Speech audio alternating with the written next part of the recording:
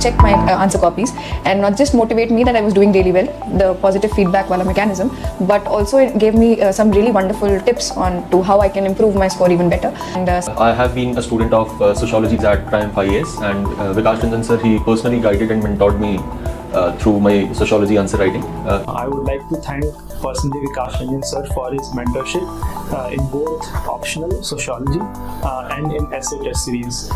In this civil services examination also, sociology was my option after consistent guidance of Vikas Ranjan sir, and I scored this time 285 marks. I had sociology as optional. I had taken test series from Vikas Ranjan sir, and the feedback provided by sir for my test was very regular. And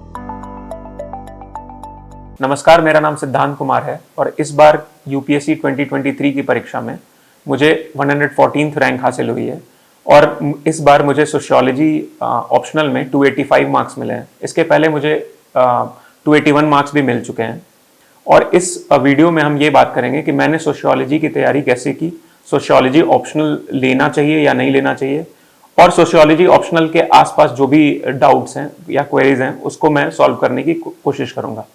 तो सबसे पहले मैं ये बोलूँगा कि sociology optional लेना चाहिए, बिल्कुल लेना चाहिए, क्योंकि ये शॉर्ट सिलेबस है और काफ़ी, अगर आपका सोसाइटी के प्रति इंटरेस्ट है तो आपको ये सब्जेक्ट काफ़ी प्यारा लगेगा, काफ़ी पसंद आएगा।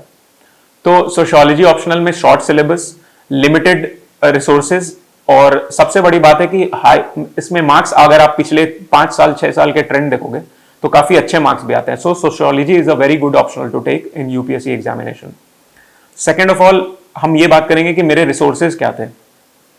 तो सोशियोलॉजी के लिए मैंने पेड कोर्स ज्वाइन किया था। प्रवीण पांडे सर, जो कि आजकल दृष्टि आईएएस में पढ़ाते हैं, उनका मैंने कोर्स ज्वाइन किया था। पहले वो किसी और संस्था में पढ़ाते थे और बहुत हद तक मोर देन 50% मेरे रिसोर्सेज उनके क्लासरूम नोट्स पे निर्भर करते थे, क्योंकि वो जो पढ़ाते थे वो मैं एड वर्बैटम लिख लेता था और उसको फिर जाकर अपने ढंग से इवॉल्व करके घर पे नोट्स बनाता था। तो मेरे सोशियोलॉजी ऑप्शनल में काफी बड़ा हाथ प्रवीण पांडे सर का है। इसके अलावा फिर मैंने जो दूसरा रिसोर्स इस्तेमाल किया था वो था नितिन सांगवान सर के बुक का, जिसका नाम है एसेंशियल्स ऑफ सोशियोलॉजी। इसका भी मैंने काफी इस्तेमाल किया था, क्योंकि ये बुक आपको सिलसिलेवार ढंग से पेपर 1 और पेपर 2 के सारे रिसोर्सेज को कवर करती है। तो सेकेंड रिसोर्सेज था नितिन सांगवान सर का एसेंशियल ऑफ सोशियोलॉजी।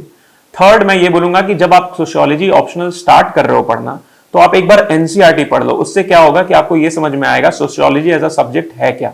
आपको एक इंट्रोडक्शन मिल जाएगा कि सोशियोलॉजी के तरफ आपका इंक्लिनेशन है कि नहीं।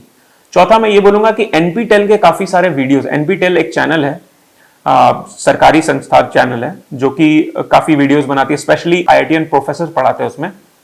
तो उसकी एक अलग से सोशियोलॉजी की एक पूरी प्लेलिस्ट पड़ी हुई है, वो भी आप देख सकते हो, बहुत हेल्पफुल है वो वीडियो। इसके अलावा फिर मैं ये बोलूंगा कि एक चैनल है स्लीपी क्लासेस। स्लीपी क्लासेस के काफी सारे वीडियोस पड़े हैं यूट्यूब पे, और इनफैक्ट उन्होंने भी बहुत अच्छे से पेपर 1 और पेपर 2 दोनों कवर किया है। तो उसका भी मैंने काफी हेल्प लिया था। इनफैक्ट मुझे याद है कि स्लीपी क्लासेस के जो वो लेक्चर पढ़े हैं उनके ऑनलाइन पीडीएफ भी पड़े हुए हैं उनके साइट पे, तो उसका भी मैंने काफी इस्तेमाल किया था अपने नोट्स में इनकॉर्पोरेट करने के लिए। तो मेरे 5 रिसोर्सेज थे। एक तो प्रवीण पांडे सर के जो क्लासरूम नोट्स थे, जो मैंने एड वर्बैटम करके नोट करके अपने नोट्स में अपने ढंग से अपना नोट्स बनाया था। दूसरा, नितिन सांगवान सर का जो बुक है एसेंशियल्स ऑफ सोशियोलॉजी, उसको पढ़ा था। तीसरा, एनसीईआरटी इंट्रोडक्शन के लिए पढ़ा था। चौथा, स्लीपी क्लासेस के काफी वीडियोस देखे थे, इनफैक्ट सारे वीडियोस देखे थे जो सोशियोलॉजी के उनके प्लेलिस्ट पड़े हुए हैं, और उसके पीडीएफ में से जो मुझे रेलेवेंट लगा था कि मैं उसको इनकॉर्पोरेट कर सकता हूं, वो मैंने किया था। और पांचवा, मैं ये बोलूंगा कि प्रीवियस ईयर क्वेश्चंस को काफी मैंने अच्छे से किया था, क्योंकि आप सोशियोलॉजी में देखिएगा कि पिछले 5 से 10 साल में जो भी क्वेश्चंस आए हुए हैं वो ऑलमोस्ट कहीं ना कहीं रिपीटेड होते हैं, मोर देन 50 to 60%। तो प्रीवियस ईयर क्वेश्चंस का भी प्रैक्टिस करना काफी रेलेवेंट हो जाता है सोशियोलॉजी पॉइंट ऑफ व्यू से। उसके अलावा मैं ये बोलूंगा कि टेस्ट सीरीज का भी काफी बड़ा रोल होता है। आप किसी भी कोचिंग संस्था, जो कि कोई भी आपको सही लगे, इनफैक्ट आपको चीप लगे, जो कि अच्छा कोई भी अच्छा इंस्टीट्यूट जो भी दिल्ली में मौजूद है या जो जहां भी है, आप टेस्ट सीरीज ज्वाइन कीजिए। उससे क्या होगा कि आपके आंसर राइटिंग प्रैक्टिस इंप्रूव होंगे, आपके सोशियोलॉजी में वहां पे जो टीचर बैठे होंगे वो आपको गाइड करेंगे कि आप सोशियोलॉजी में ये इंप्रूव कर सकते हैं, सोशियोलॉजिकल पॉइंट ऑफ व्यू से ये आंसर दे सकते हैं। साथ ही साथ आपको कुछ और भी थिंकर्स के नाम उसमें पता चलेंगे।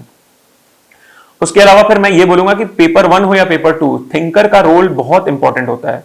जो भी सोशियोलॉजिकल थिंकर हो, चाहे पेपर 1 में कार्ल मार्क्स हो, एमाइल डर्कहाइम हो, मैक्स वीबर हो, आर.के. मर्टन हो, जी.एच. मीड हो या फिर टालकट पार्सन्स हो, कोई भी हो। इनफैक्ट पेपर 2 में एम.एन. श्रीनिवास हो, आंद्रे बेते हो, जो भी लुई डुमोंट हो, सब थिंकर को आपको बिल्कुल बहुत अच्छे से पढ़ना है, क्योंकि थिंकर अगर आपने बहुत अच्छे से समझ लिया तो सोशियोलॉजी लगभग आधा आपने बहुत अच्छे से समझ लिया, क्योंकि थिंकर्स का रोल और थिंकर्स के क्वेश्चंस ऑलमोस्ट 50% आते हैं सोशियोलॉजी में।